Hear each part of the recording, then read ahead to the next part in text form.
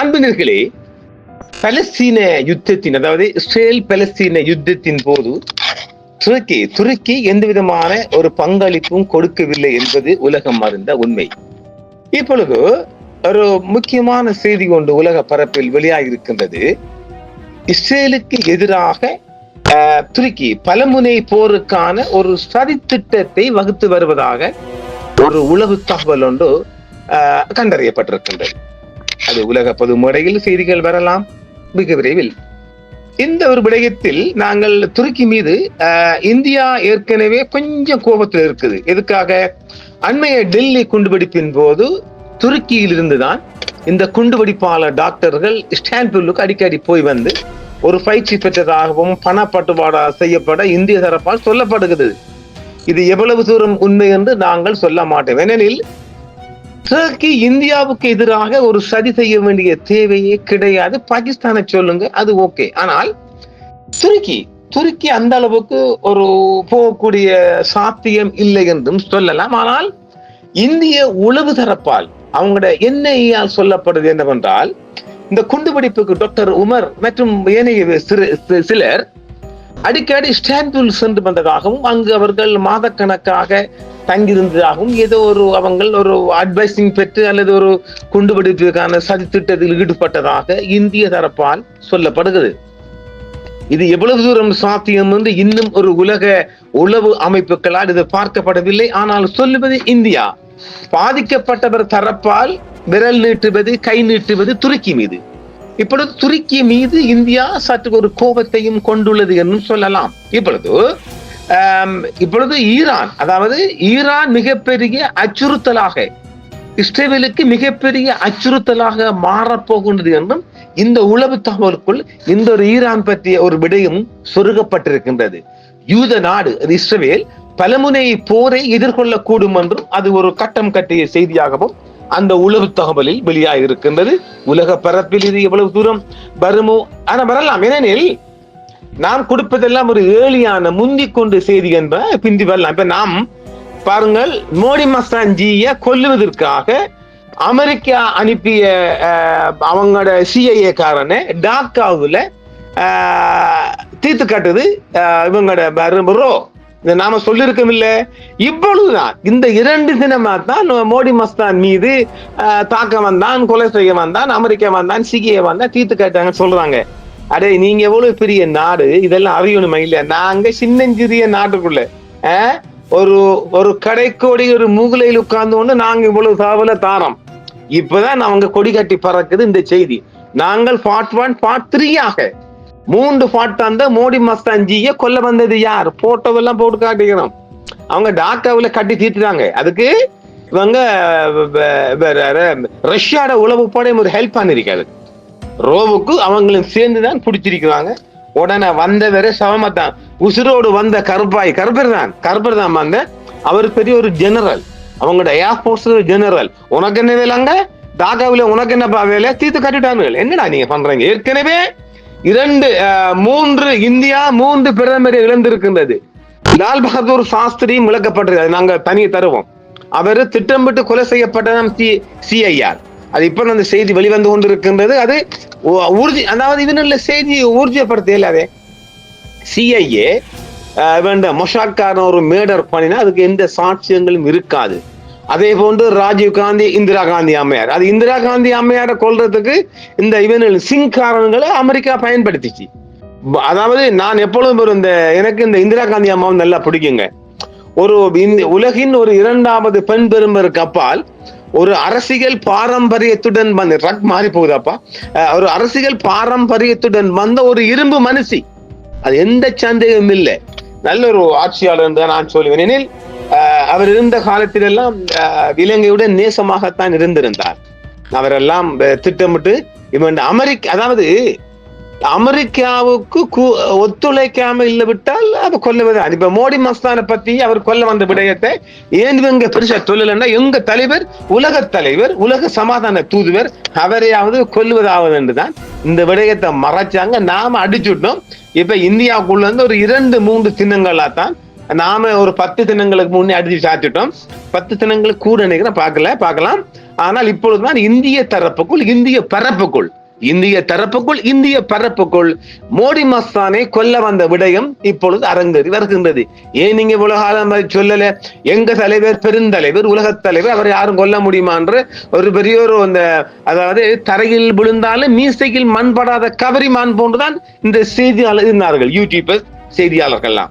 ஆனா நாங்க அதை உடச்சி தருகின்ற போது சிலர் அதை வேடிக்கையாகவும் பார்த்திருக்கலாம். இவராவது இந்த உண்மையாவது நக்கல் நையாணி பண்ணிருக்கலாம், யாருக்கு தெரியும். ஆனாலும் நாம அதாவது அடிச்சு விடையில எந்த ஒரு செய்தியும் நாம இனங்காணாமல் ஆதாரபூர்வம் இல்லாம சொல்ல முடியாது. அந்த வகையில் இப்பொழுது துருக்கி இஸ்ரேலுக்கு எதிராக மாபெரும் ஒரு மிகப்பெரிய சதி திட்டத்தை வகுத்து வருவதாகத்தான் இந்த உளவு தகவல் இன்று கசிந்திருக்கின்றது. பார்ப்போம் எப்போது இது எட்டும் என்று. இஸ்ரேலை முடக்க திட்டமிட்டுள்ளதால் நெதன்யாவுக்கு பெரிய சிக்கல். யூத நாடு பலமுனை போரை எதிர்கொள்ளக்கூடும். இந்தியாவுக்கு கவலை. ஏனெனில் பாகிஸ்தானின் நண்பர் இஸ்ரேலை முடக்க திட்டமிட்டுள்ளதால் நெதன்யாவுக்கு பெரிய சிக்கல். யூத நாடு பலமுனை போரை எதிர்கொள்ளக்கூடும் என்பது இந்த கட்டங்கட்ட ஒரு உளவு தகவல் சொல்லுகின்றது. இந்தியாவுக்கு கவலை. ஏனெனில் சமீபத்திய ஆண்டுகளில் ஜனாதிபதி சயீத் எர்டோகான் கீழ் துருக்கி பெரிய முறையில் உறுதியானதாகவும் சித்தாந்த ரீதியாக ஆக்ரோஷமாகவும் மாறியுள்ளது. மேலும் பல நிபுணர்கள் இஸ்ரேலின் உடனடி அச்சுறுத்தலாக ஈரானை எதிர்காலத்தில் மாற்றக்கூடும் என்றும் நம்புகின்றனர்.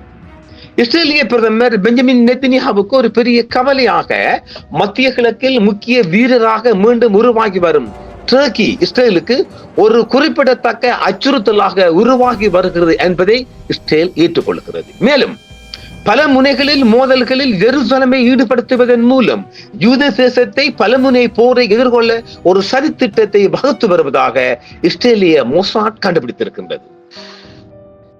சமீபத்திய ஆண்டுகளில் ஜனாதிபதி தயீப் எர்டோகானின் கீழ் துருக்கி பெரிய முறையில் உறுதியானதாகவும் சித்தாந்த ரீதியாக ஆக்ரோஷமாகவும் மாறியுள்ளது. மேலும் பல நிபுணர்கள் எதிர்காலத்தில் இஸ்ரேலின் உடனடி அச்சுறுத்தலாக ஈரானை மாற்றக்கூடும் என்றும் நம்புகின்றார்கள்.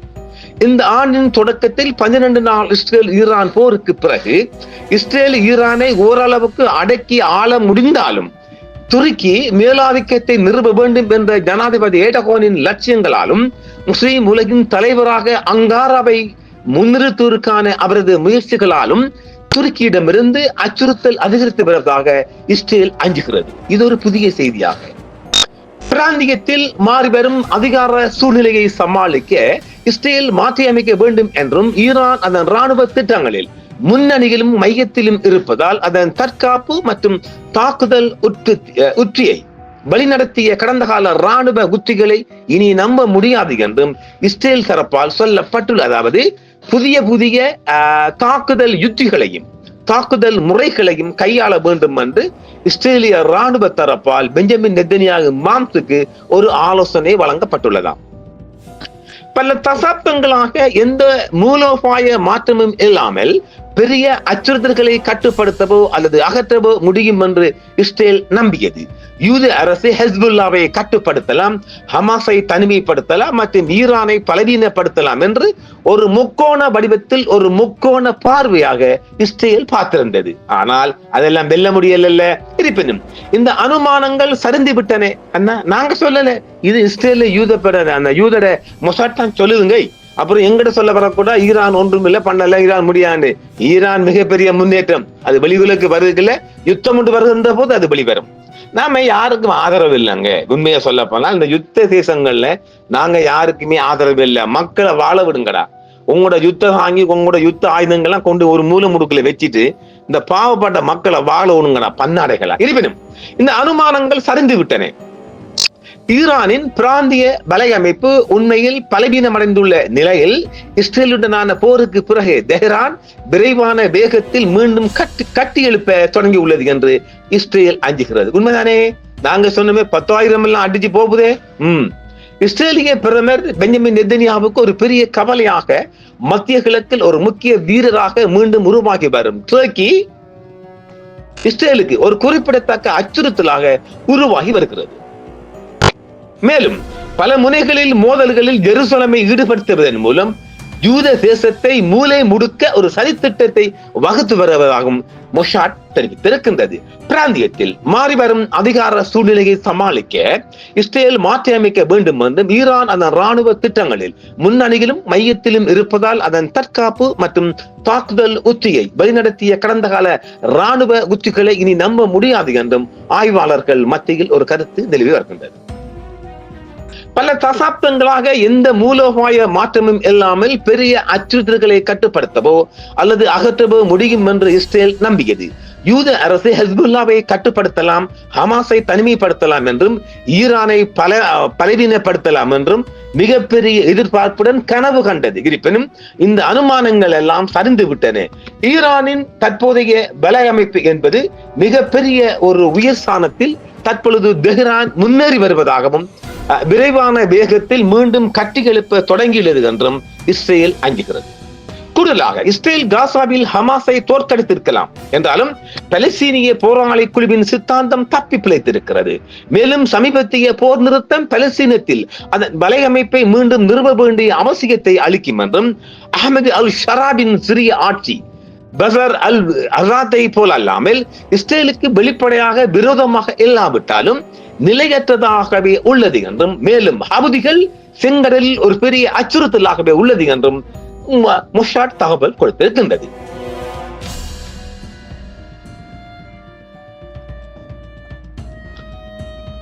புவிசார் அரசியல் நிபுணர்கள் இஸ்ரேல் விரைவில் பல முனைகளில் ஈடுபடும் ஒரு சூழ்நிலையை எதிர்கொள்ளக்கூடும் என்று அஞ்சுகின்றனர். மேலும் இது இஸ்ரேலிய பாதுகாப்பு மற்றும் மூலோபாய நலன்களுக்கு முரணான பிராந்திய மேலாதிக்கத்திற்கான அதன் திட்டங்களை செயல்படுத்த துருக்கிக்கு வாய்ப்பு அளிக்கும் என்றும் இது இஸ்ரேலிய பாதுகாப்பு மற்றும் மூலோபாய நலன்களுக்கு முரணானது என்றும் மொசாட் தெரிவித்திருக்கின்றது. சமீபத்திய ஆண்டுகளில் ஜனாதிபதி எர்டோகனின் கீழ் துருக்கி பெரிய முறையில் உறுதியானதாகவும் சித்தாந்த ரீதியாகவும் ஆக்ரோஷமாகவும் மாறியுள்ளது. மேலும் பல நிபுணர்கள் இஸ்ரேலின் உடனடி அச்சுறுத்தலாக ஈரானை எதிர்காலத்தில் மிகப்பெரிய ஒரு மாற்றத்துக்குள் கொண்டு வரப்போகின்றது என்றும் ஜெருசலத்துக்கு மிகப்பெரிய கவலை அளிப்பதாகவும் அந்த செய்தியில் தெரிவிக்கப்பட்டிருக்கின்றது. யூத அரசு ஒரு புதிய பாதுகாப்பு உத்தியை வடிவமைக்க இந்த வளர்ந்து வரும் சவால்களை புரிந்து கொள்ள வேண்டும் என்றும் மேலும் இஸ்ரேல் அதன் வாசலில் அடுத்த நெருக்கடியை எதிர்கொள்ளும் முன் இப்போதைய மாற்றங்கள் செய்யப்பட வேண்டும் என்றும் ஆலோசனை தெரிவிக்கப்படுகின்றது ராணுவ தரப்பினரால். துருக்கிய ஜனாதிபதி ரஷப் தையிப் எர்டோகான் ஓட்டமான் பேரரசின் நவீன பதிப்பை மீண்டும் நிறுவதையும் துருக்கியின் கடந்த கால மகிமையை மீட்டெடுப்பதன் மூலம் இஸ்லாமிய உலகின் அங்காராவின் செல்வாக்கை விரிவுபடுத்துவதையும் நோக்கமாக கொண்டுள்ளதாக இஸ்ரேல் சந்தேகம் கொண்டுகிறது நம்புகின்றது. காசா மற்றும் சிரியா போன்ற பிரச்சனைகளில் துருக்கியின் நிலைப்பாடு இஸ்ரேலுக்கு எதிரான அதன் ஆக்கிரமிப்பு வார்த்தை ஜாலங்களுடன் இணைந்து ஜெருசலமுக்கு ஒரு மூலோபாய அச்சுறுத்தலை ஏற்படுத்தி வருகிறது. குறிப்பாக இந்த ஆண்டின் தொடக்கத்தில் 10 யூரோ ஃபைட்டர் டைஃபூன் 4 விமானங்களை கொண்ட ஒரு கடற்படையை பெறுவதற்கு துருக்கி பிரிட்டன் மற்றும் ஜெர்மனியுடன் ஒரு ஆரம்ப ஒப்பந்தத்தில் கையெழுத்திட்டுள்ளது. இது இஸ்ரேல், கிரீஸ் மற்றும் சைப்ரஸ் உள்ளிட்ட மத்திய கிழக்கில் அங்காராவின் போட்டியாளர்களிடையே எச்சரிக்கை மணியை தூண்டி இருக்கின்றது. மே 2025 இந்தியா பாகிஸ்தான் மோதலின் போது பாகிஸ்தானை வெளிப்படையாக ஆதரித்த சீனா மற்றும் அஜர்பைஜான் ஆகிய சில நாடுகளில் துருக்கியும் ஒன்று என்பதால் இந்த பிராந்தியத்தில் துருக்கியின் செல்வாக்கு அதிகரித்து வருவது இந்தியாவிற்கும் ஒரு பெரிய கவலையாக இருக்கின்றதாம். மேலும் ஆபரேஷன் சிந்து என்றும் உங்களுடன் சன்ரைஸ் இந்தியா டிவி சப்ஸ்கிரைப் பண்ணுங்கள், பெல் பட்டனையும் கிளிக் செய்யுங்கள். உங்கள் ஆதரவே எங்கள் சேவை. ஆதரவு தாருங்கள், அரவணைப்போம். மறக்காம சர்ப்ரைஸ் பண்ணுங்க. தேங்க்யூ.